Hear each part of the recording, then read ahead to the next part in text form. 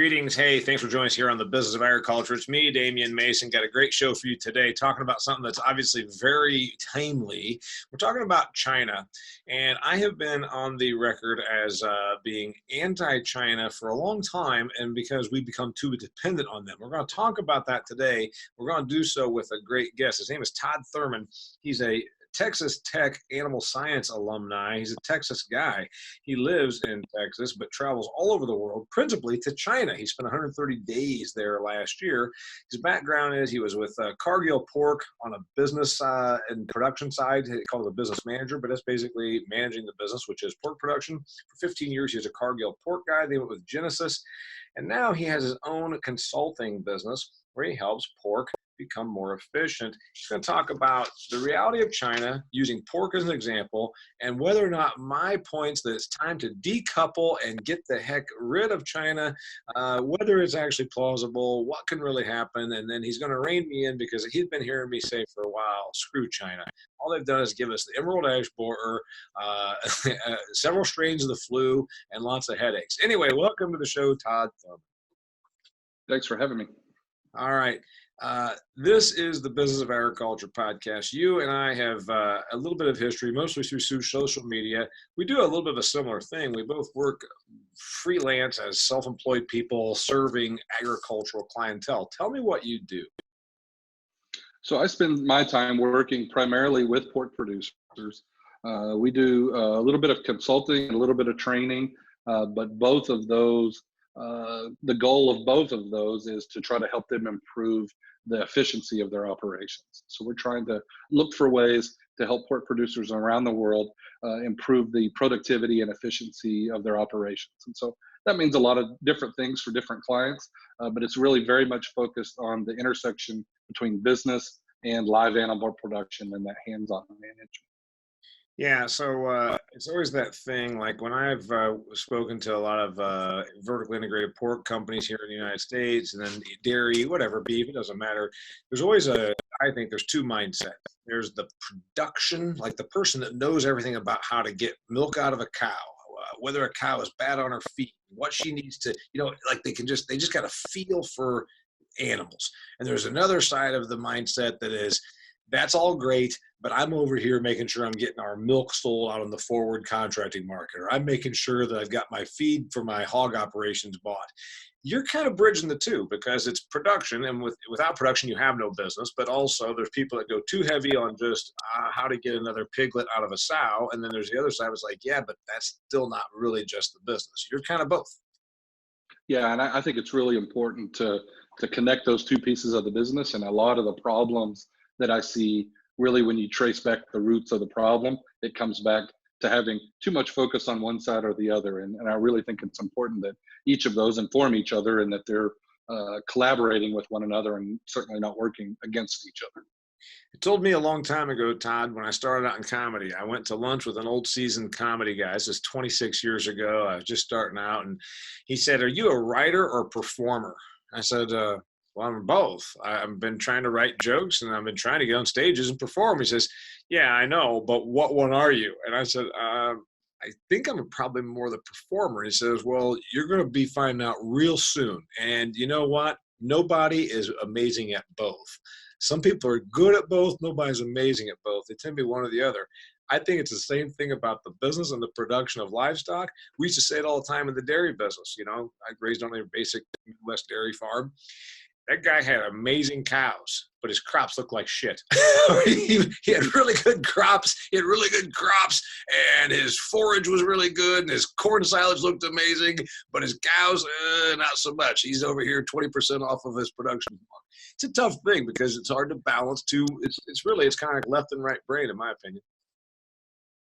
Yeah, no, I agree, and I think that's a big key to moving forward. The agriculture is becoming more like a business every day, and so some of those demands are it's really important for producers to focus on making sure that they're doing a good job technically on their business, but that they're also managing it like a business, because whether or not they manage it that way, it is a business, and they need to learn how to balance those two pieces.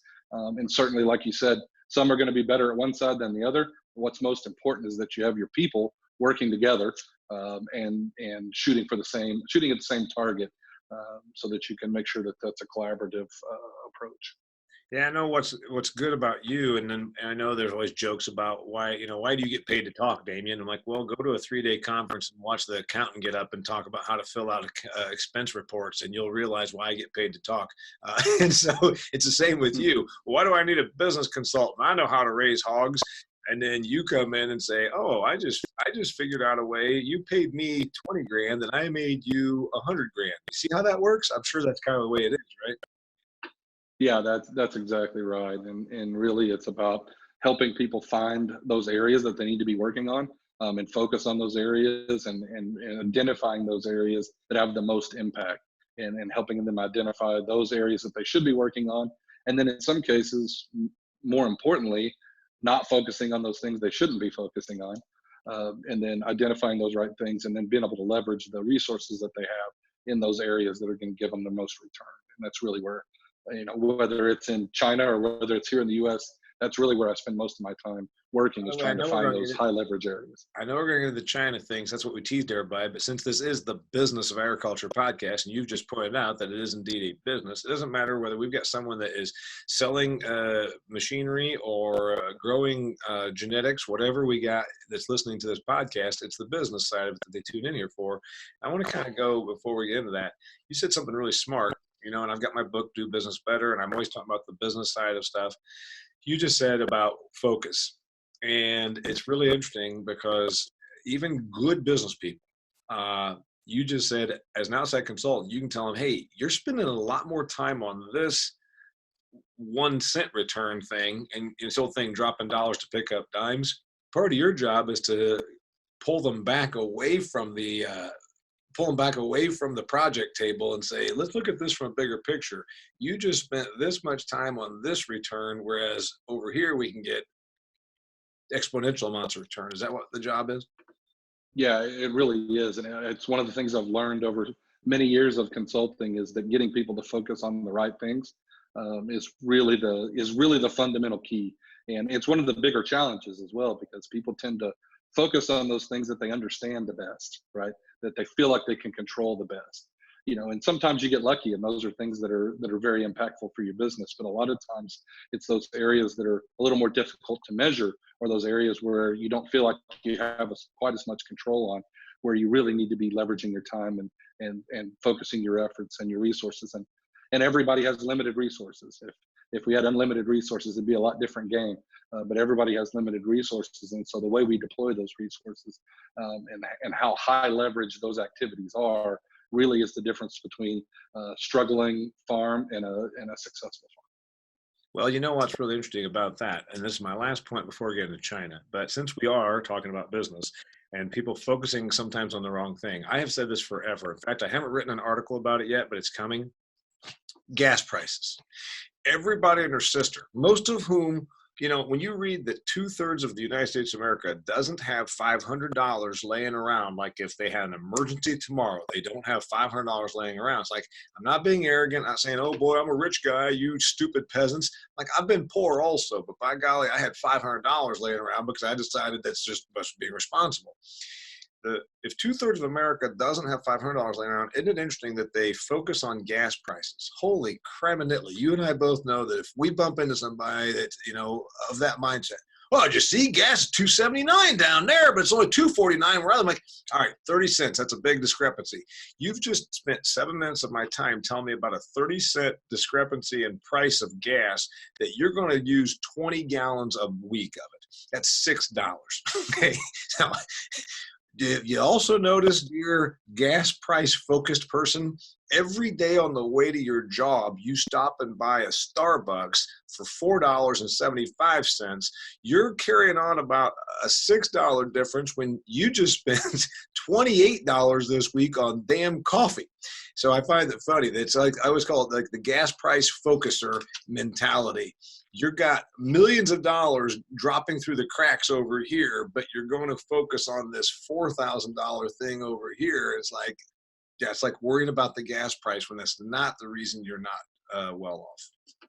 Well, and I think it's a great example. And I think part of the problem is you stand there while you're pumping that gas, and you watch that go up, and you realize what you're spending, and it just feels a lot more real than a lot of our other expenses. I think if people, if the regular W-2 employee out there had to write a check for their taxes every quarter like business people do, I think there'd be a lot more people angry about tax rates. So, I think it really has a lot to do with it. It's a great example, and I think a lot of that is you just see it, and when you see it and you can easily measure how it's impacting you, it becomes a lot more real. Actually, if you want to improve the savings rate of the W-2 employees, and it's not just them, it's everybody in the United States of America. If you want to improve the savings rate, pass a law that says Starbucks has to put up a sign out front of every one of their 30,000 outlets or 60,000 outlets, the same size as a gas station sign that has the price of a mocha latte frappuccino. And everybody will say, holy crap, did you see that frappe latte-chinos are up to $4.89? Okay. Yep. All right. So his name's Todd Thurman. I introduced him when we kicked off the Business of Agriculture podcast. And now we've talked about business. We've talked about agriculture. We've talked about gas price mentality. And now it's time to talk about the reality of China. I went on the record in this very podcast in the last month, and I said, folks, we got screwed. We fell for the idea. It was like they were this great big mammoth. It's like the great big mammoth that we think, oh my heavens. In sales, we used to talk about whale hunters. Instead of just going out and serving the clients and making sure that you stop by this mom and pop shop and service these clients over here, they go whale hunting. Hey, we just landed China. But what about Uruguay? Could Uruguay buy some of our stuff? What about Liechtenstein? Who cares about them? By God, we got China. We got lulled into this trading relationship that was an abusive relationship, in my opinion.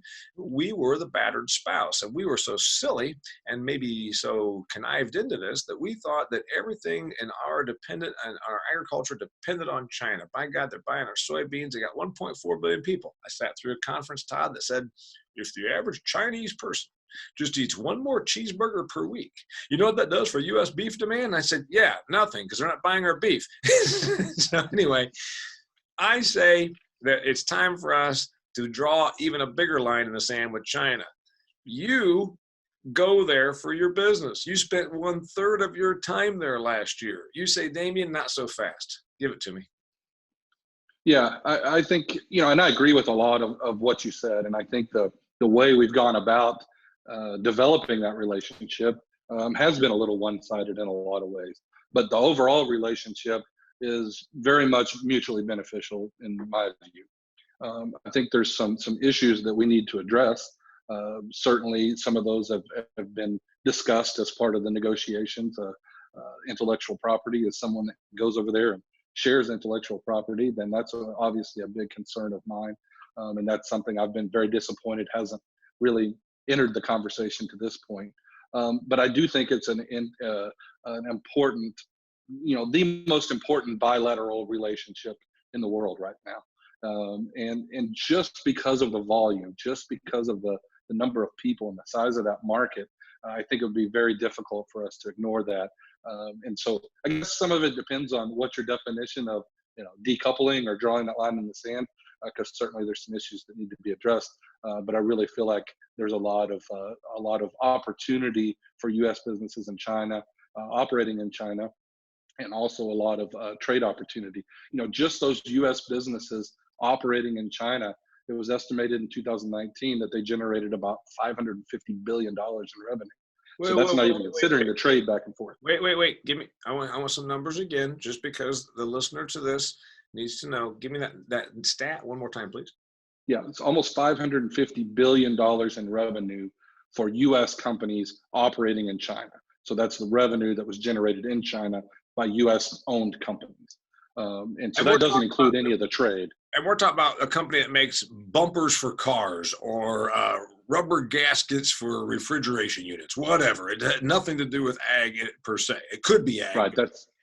That's everybody from Apple to anybody else that's manufacturing something there. So yeah, that's a significant amount of money, and that not even touching the trade that goes back and forth between countries. Okay. All right. So I get it, and I I'm playing the devil's advocate, kind of, but I'm not too much because, like I said, I see this as an abusive relationship that we decide we couldn't live without China. When you decide you can't live without somebody, especially when it's the abusive sort, they're going to take full advantage of it. China does not want to be our customer. They want to be our replacement. I've been on the record of saying that. They're spending $1.3 trillion, which in the scope of things, when we're throwing around $2 trillion just arbitrarily for the heck of it here in the United States, $1.3 trillion looks trite, looks teeny by comparison. They're doing $1.3 trillion as part of their Belt and Road Initiative, which is their infrastructure plan to go to places like Brazil or Africa and put in infrastructure so they can then get their allocate or extract or even exploit their own resources from those places. China has played us. They thought that we couldn't live without them. We're proving that we have and can. Can we live without them, period, Todd? Certainly we could. We are the biggest economy in the world, and we certainly could live without China. But I think in today's global economy, we see so many comparisons back to the Cold War, and what I've been trying to explain to people is the new Cold War, if that should happen, is going to look a lot different than the old Cold War. It's a much different global environment that we're in, and so you've seen some of these discussions with the coronavirus talking about comparisons to SARS and how different the world is now than it was in 2003. And that's certainly true. The number of people moving from place to place. In only 17 years, we became more global to the point that if we just shut down the border with, not just shut down trade, the economic multiplier effect now has an issue. Is that what we're talking about? Right, exactly. And so I think that the environment that we're operating in is just completely different. And so instead of just drawing a line and saying, okay, well, we're going to treat China like we treat North Korea or Iran or Cuba, because of the already existing integration between our two countries and also between us and many countries around the world and between them and many countries around the world, taking that apart would be quite painful. And I think a lot more painful than what people realize because we're a lot more integrated than what people realize. Okay, so the thing is, who has the upper hand? I believe that they, for a while, had the upper hand because they put the hurt on us because we demanded their cheap crap. And also, we were baited into taking a whole bunch of our manufacturing over there. So do they have the upper hand right now, or do we, as the global economy superpower? Well, I think it depends on how you define that. And I think they have the upper hand in some ways. We have the upper hand in some ways. And then should we drift apart, I think there would be a shift over time where it would be more advantageous or more disadvantageous for one or the other based on what time frame you're discussing. So, one, I think learning that we're all going to take away from this coronavirus experience is that we need more diversification in our international supply chain. Clearly that is something that we have to take away from this. So there's two examples that are very timely. One is ASF. When China broke with ASF, a lot of people in the US who want to protect themselves from getting ASF started looking at their risk factors. And one of those risk factors is feed. Now it's debatable on how big a risk that is, but it has been well established in the research that feed and feed ingredients represents at least some risk of transferring the virus, even in a shipment from China to the US. And so that's a certain amount of risk. And so a lot of integrators went to their suppliers and said, okay, we don't want anything from China. And then the industry found out a little secret that nobody else really knew. And maybe even a lot of the people that were doing business in this area didn't really fully understand. And that is that for the most part, there are some ingredients that only came from China, or that such a high percentage came from China that it was completely impossible to avoid that supply. And so they would say, okay, well, we can avoid buying these ingredients from China, but there's these 2 or 3 ingredients that are absolutely essential, and we don't have anywhere else to go to get those. Okay, and so we can take some of those out and harm your performance. And then there's some of them like vitamins and minerals that we literally can't take out. And so we were literally tied to China. And I think certainly in those types of ways, we have to look at that and say, that's an unacceptable risk. And it doesn't matter if you're talking about China or anywhere else in the world. To have an international supply chain that is that one-sided in terms of that supply is unacceptable. And moving forward, we've certainly got to diversify those supply chains. You're seeing something similar on the human side, where a lot of people are saying, "Hey, we get a lot of our medicines from China," and so obviously that's a huge leverage point. And whether or not you feel like China is an adversary or not, whether they're our enemy or not, either way, having all of that risk in one area, whether it's a natural disaster or a political problem or a pandemic like we're dealing with now, that's a substantial amount of risk, and we have to really sit back and reevaluate our supply chains, our global supply chains. Well, that's what we said. We found out with this whole coronavirus thing, Todd, that it was 80% of more of the commodity grade stuff. Now, I'm not ever pretending to be a pharmaceuticals, expert, but they were saying like not the most cutting edge stuff, but maybe like your, I don't know, amoxicillin or something like that. Some of the more grandfathered, if you will, the stuff that we've been making for a long time. Apparently, then we just said it's such a cheap product. The R&D has already been paid for. It's commodity grade human medicine. Let's just let it all be made in China so we can actually make a few cents on it. And then when the American people find out, wait a minute, 80% of this crap is made in China. Yeah. I said a long time ago on this podcast, I said it 4 weeks ago, years ago on stage, I said it. I said the old saying in business, when you owe the bank $1 million, the bank owns you. When you owe the bank $100 million, you own the bank. That's China. When they got to where they thought that they owed us $100 million, it's the old thing of, did they own us? They thought they did, because they have so much of our cheap crap. Like you said, good luck. We'd like to not have to, but we let too much of this go offshore. Now we're at the point where we can't even make hog feed without it coming from them.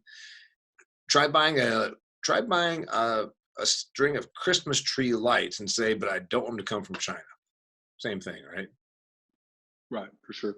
And I think as we think through this, certainly, you're starting to begin to see some people try to decide what are going to be the takeaways and how's the world going to change after this coronavirus issue. And certainly that's one of them. Again, I think China's an easy example there, but there are plenty of other examples. And so, in the future, I think businesses and governments are going to have to really take a closer look at that and make sure, if you have 10 or 15% of your dependence on a product from a certain country, that's probably acceptable, but 80 or 90 or 100% is unacceptable. And that's in an area where I think we have some advantages in that relationship with China. A lot of what they do, we can get easily done other places. Now, just unplugging that and plugging it in somewhere else immediately is not very easy to do. But those are not really sophisticated manufacturing operations. So those things that we're getting from China, in a lot of cases, could just as easily been done in Bangladesh or Indonesia or other places around the world, even Latin America, if we wanted to get that closer to home. So, a lot of those things that they offer are much more easily replaced. When you look at what we offer to China, which is a lot of that is based on natural resources that are not easily replicated. Now, that doesn't mean they can't go somewhere else for that, but when you look at how effectively we can and efficiently we can raise these products, that becomes much more difficult to replicate somewhere else. Right. And so, and by the way, dear listener, and if you're a viewer, I should point out that if you are a listener to the Business of Agriculture podcast, starting here in the last 2 months, we have been putting up the videos of this on my YouTube channel. I encourage you to check it out. There's a playlist. It just says Business of Agriculture podcast. There's another playlist that says Do Business Better podcast playlist. D Mason Comedy is the YouTube channel, or you can just go on YouTube and type in Damian Mason and you'll find us. So you can not only listen to this when you're driving around, you can view it. You can see this attractive guy in his Swinetex vest. That's Todd Thurman I'm talking about, and his Swinetex vest, because that's his company. He's a professional consultant in the swine industry. So you can be watching this as well as listening to this. And please subscribe to both the podcast, wherever you get your podcast, and subscribe on YouTube. It'll help you get notices, and it'll really help me out a lot with visibility so more people can see this. Okay, speaking of the China thing that I'm out here saying, it's time for us to be done. It's time for us to just realize it's an abusive relationship. Screw you, get the hell out of here. Here's the restraining order. Don't come on my property. We're done with you, China. Out. That's where I think we need to start moving toward. Now, I'm being a little facetious. I have an agricultural economics degree. Todd, I know that it is a global economy. But to a large degree, it needs to be almost like that relationship where you say, yep, you used to be in charge of me, but you know what I did? I went and I rearranged my business, I reinvented my business model, and now we do business, but I don't need you. You're the the exclusive customer that I used to have, and I don't need that anymore. How many years until we still do things, but we aren't as screwed by them? I think it happens fast. I think coronavirus was the catalyst that we needed. Well, and I think it certainly could accelerate whatever that path is. If you go down, I don't see really a path where we become more dependent on each other, but I do see two paths. And one is what you described, which is, I hate to use the term decoupling, and certainly the administrations on both sides have tried to avoid using that term. Hey, But wait, Todd, did you like the word restraining order? Right? We kick them out, and we file a restraining order. Did you like that? Hey, you lazy son of a bitch, you're out of my house now, you're abusive, and now here's the sheriff, and here's the restraining order. Do you like that? Yeah, I'm a little wary of that, primarily because I think it'll be a really ugly divorce. So, but certainly, heading down that path is certainly a one way to go about it. I think there's another path where we remain economically fairly entangled, and that there's enough balance there that makes sense. And so, I hear a lot of times that China described as our economic adversary, and I think they certainly could be. But I think they're more of an ideological adversary. Okay, and I think that's a balance that we can maintain as long as it is more mutually beneficial. And if we can address some of these fundamental issues like the currency manipulation and the IP protection, and some of those things, I think we can continue to have a mutually beneficial relationship on the economic side, and then maintain our differences on the political and the ideological side. And that seems to me a path that is not just reasonable, but maybe even likely. Just to use the pork industry as an example, the pork industry has become very dependent on exports. Okay, good, bad, or indifferent, we've become very dependent on exports. As recently as the early '90s, we were a net importer of pork in the U.S. And then that really started to change in around 2004 to 2005. And so now we've gone up to from being a net importer in the early '90s to nearly 30% of our product being exported. So most people, by the way, Todd, I think that's really important for our listeners, because markets do change, global markets change, local markets. And that's why I am being a bit facetious when I say, restraining order with China. But the reality is, I so much agree with what you're pointing out here, that we already are ideologically different. They're a communist dictatorship. They are a top-down ruling country. 1 to 2% of that country has privilege and sends their kids to Harvard, which I think should be disallowed. I do believe that we should not let Chinese people come to our country and steal our technology and steal our information and utilize our education system when they won't even let the Wall Street Journal have reporters in Beijing. Different story. We are ideologically very, very different. It doesn't mean we're ideologically different with a lot of countries. We'll still let them buy our soybeans. Bigger thing, I think, is that this is a big wake-up call for us to say, boy, we did get too dependent on them. It's the old bank example, $1 million versus $100 million, who owns who? And so we can still do business, just like I do business with customers sometimes that I don't have a lot in common with, but it's business. They need my services. I'll take their money. It's all fine. We all have that. Decoupling is definitely too hard of a word or too much, but a more détente, almost like what we used to have when the Cold War you talked about. In the old days, we talked about United States and Russia. It's détente. We'll agree to disagree kind of thing, and that's how it'll work. They still buy some of our stuff. We still buy some of their stuff. I see us buying less of their stuff, and I see less of our companies going over there and opening up manufacturing. I see agriculture being the United States' biggest seller to them because of the natural resources you talked about. I see some manufacturing coming back home for national defense and independence purposes. What else am I missing that I don't see? You see pork, you see soybeans. What else do you see? Well, I think that's clearly the main area that I'm focused on as we look back over the past year, and we saw, by our estimate, 65% of the Chinese hog herd disappear due to African swine fever, and the European Union had a field day. And so their exports, I think 50% of their exports were to China during that time period. And so that was a huge opportunity for them. And U.S. producers, which are more competitive than their European counterparts, basically, for the most part, had to sit on the sidelines. Now we look at those exports to China, and they were still huge records, right? Even despite the tariffs that were in place. But you look back on that and you say, wow, what might have been there in terms of access to the Chinese market. And so, I certainly think as we look at that, certainly a complete decoupling would be very painful. I mean, you'd have to look at doubling our trade relationship with Japan on the pork side to replace what we lost. Even 2018, not even using the inflated numbers from 2019, but you'd have to almost double the relationship that you have with Japan in order to replace what you lost in China. You'd have to, multiply our relationship with all of Central America by about 5 times to replace that. So it'd be very difficult to replace that. And really what you're saying there is if you're not going to have access to the Chinese market, it's 50% of the pork consumption in the world. It's a huge chunk. It's hard to wrap your mind around that 50% of the pork that's consumed in the world is in China.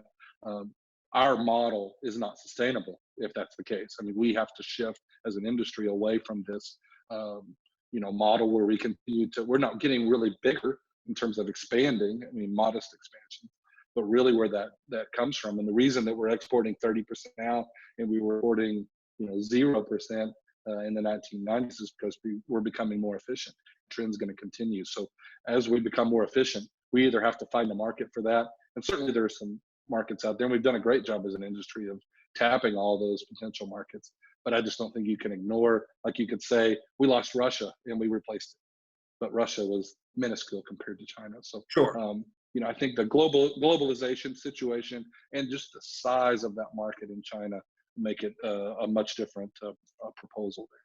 All right. I gave you Todd Thurman. I gave you my predictions. I said manufacturing, some of it comes back home, much of it goes to other countries. Our companies are going to, if not on their own, by government decree, they're going to say, you can't be going over there just giving up our trade secrets anymore as a condition of doing, we're going to begin to look at, because of coronavirus, China. We always should have been more skeptical. We got a little bit lulled into this. I say we're going to have manufacturing come back home. We're going to change some trade practices. We're going to be a little more protective of our IP, and we're going to obviously get the agricultural products moving. And if we don't, then I think that's going to be a big stumbling block. You look a year and a half down the road. What do you see with our relationship with them? Well, I think it hinges very much on those issues around intellectual property and some of those technology issues. If we can get those issues resolved, which is admittedly extremely difficult, if we can get those issues resolved, I'm quite optimistic that we're going to continue to see expanded opportunity in that relationship with China. I do think it's going to look different. Like we talked about before, I don't see us being dumb enough to get sucked into being completely dependent on it as a sole supplier for any necessary commodities, certainly any that are strategically important. So we're definitely going to see some changes there, but there's plenty of opportunity. And you see if they come anywhere close to their agreement around that phase 1 deal, that's a serious expansion of, even only did half of that, that's a serious expansion of their buying of agriculture goods. And so I think that's optimistic. I think getting to half of what they agreed to in phase 1 would be a big, huge achievement, because I believe they lie and they cheat, and China has no intention of fulfilling phase 1. If they fulfill half of it, they'll say, there'll be some excuse. Last question for you. Smithfield. We let the Chinese come over here, 5 years ago and buy Smithfield. Was that a mistake? I don't know. I think I definitely see some advantages and disadvantages there. As an industry professional and as an American, I see interaction between people in China and the U.S. as a positive thing. I think we have to be very careful about how that happens. But when I get a chance to bring Chinese people here to the U.S., I think that is a positive thing. I think they almost always leave here with a positive impression of the U.S. And so, certainly I know that I have some time in China, and I'm certainly fond of the Chinese people, even though I'm sometimes frustrated with their government. But certainly my mind is more open to where, ways that we can collaborate. And so I think keeping those doors open is important. And I think as we move forward, I think if we can find a way to navigate what we talked about earlier, these ideological differences, but still kind of keep those lines of communication open, I think that's beneficial for everyone in general terms. And again, the devil is in the details, and exactly how we address some of those issues is going to be very important. But as a general rule, I think that those lines of communication are positive, both for the U.S. and for China, and for obviously everybody else that's involved as well. Speaking of positive, you optimistic about the future of the business of agriculture in the United States of America? I really am. I think we do a better job than anybody else in a lot of different ways. We're very efficient. We have a very high level of professionalism, and we have a lot of natural resources to draw on. And so I think, you start looking at stacking up advantages and disadvantages, and we just have a ton of advantages here. And so I think I'm really optimistic overall. I think we have to be very careful, and I think we have to make sure that we stay on top of some of these trends. Some of those trends that you talk about in your most recent book, I think are really important. I think the industry opening their minds a little bit and trying to see things a little bit differently is going to be really important. And quite frankly, how we navigate this global industry and how we navigate these global opportunities will have a lot to do with that. But I'll put American farmers up against anybody, and I'm very optimistic from that standpoint. And really, that's what I've spent my time doing, is taking a lot of this expertise, and exporting it to other areas. And I think as we start to try to meet these challenges, I think we're at little risk of having China take over in terms of technical expertise in agriculture. But certainly the world can benefit from a little bit better efficiency. His name is Todd Thurman. He's a good dude. I keep up with him on LinkedIn. You can do the same. It's Thurman, T-H-U-R, like Thursday, man, like man and woman. His company is Swinetex, swine like a pig, and Tex like the state where he operates out of, Texas. Swinetex.com. That's where you can find him. Anything else about finding you? No, that's great. We're on Twitter. We're on LinkedIn. Do a little bit on Facebook, but probably LinkedIn's the best way to reach out to me, or go to the website and all our contact information. All right. Thanks for being on here. By the way, he mentioned my book. That's Food Fear, written by me, Damian Mason, was just released in December. It's why you should stop being afraid of what you eat and start enjoying your dinner. That's actually not the subtitle. It's how fear is ruining your dinner and why you should celebrate eating. I wrote it. I mean, I don't need to remember the damn title. Anyway, it's Food Fear. You can pick up yours on Amazon, but you know what? Screw Amazon. You can buy it at DamianMason.com and not have to cut them in for their cut, because Jeffrey Bezos has enough money. Todd Thurman, thanks for being here. Thanks a lot for having me. And then I also want to apologize, dear viewer and listener. I know we cut out a couple times. We're doing this via Zoom call. And in case you haven't paid any attention, Zoom has gotten like 50 times the amount of usage in the last 2 weeks since everybody is working from home. So they are a little bit taxed. Bandwidths are being stretched. And that's the reason there's a little bit of warbling. I do apologize. Till next time, thank you very much for joining us. Thanks again, Todd. Until next time, it's the business of agriculture.